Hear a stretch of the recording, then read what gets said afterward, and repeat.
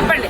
4 గంటలకి అంగన్వాడీ టెంట్ మీద దాడి చేసి ఆడవాళ్ళని చూడకుండా నిర్దాక్షిణ్యంగా దుశ్శాసన పర్వం ప్రయోగించారు, అరెస్ట్ చేశారు. ఇప్పుడు ఎక్కడ తీసుకెళ్తున్నారో తెలియదు.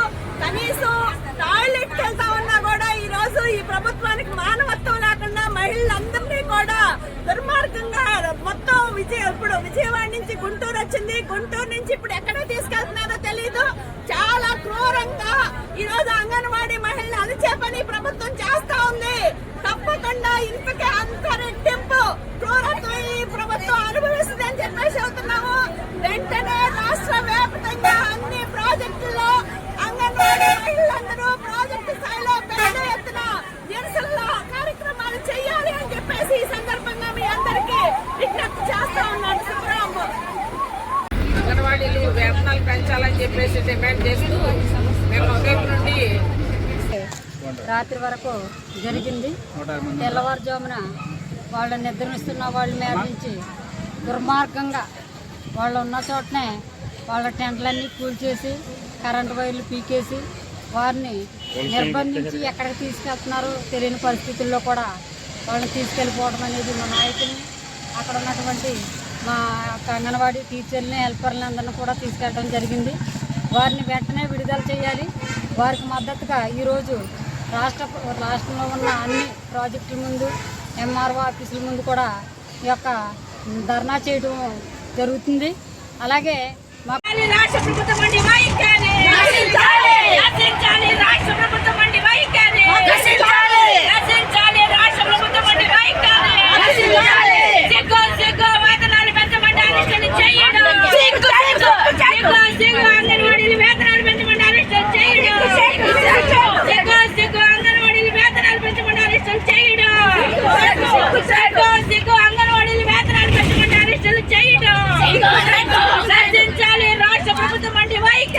అలంకార్ సెంటర్ లో ధర్నా చౌక్ లో శాంతియుతంగా ఆందోళన చేస్తూ ఉన్నాం.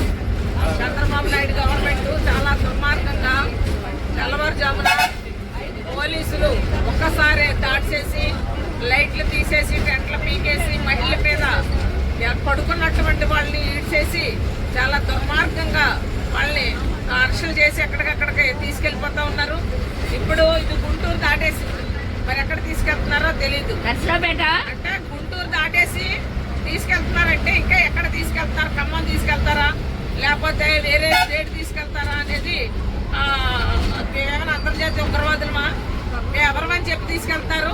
మేము ఆంధ్ర పౌరులు, మీకు ఓటేసి గెలిపించి గద్దెనెక్కించి ఈ రోజున మళ్ళీ మీరే అంత దుస్సాహసాన్ని పర్వం చేస్తున్నటువంటి పరిస్థితి ఉంది. గత గవర్నమెంట్ ఇదే వైఖరి చేసింది, అడ్రస్ లేకుండా పోయింది. మీ పరిస్థితి కూడా అంతే, మీరు కూడా అదే పని చేశారు. ఇప్పుడు మరి ఆ రోజు లబోదిబ్బమన్నారు, జగన్మోహన్ రెడ్డి అరెస్ట్ చేశాడు, లేదా మహిళలను చూడలేదు, చీకటి కోణం, దుర్యోధనుడు ఇవన్నీ చెప్పారు కదా. మరి ఇప్పుడు ఏం చేశారు? మీరు చేసింది ఏంటి? ఇక చెయ్యి ఎరిగింది, ఏమైందో తెలియదు చెయ్య.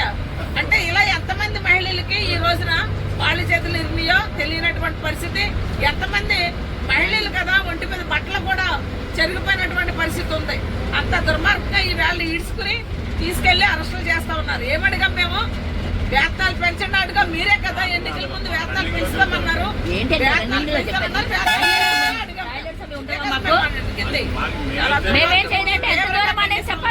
Anganwadi workers and helpers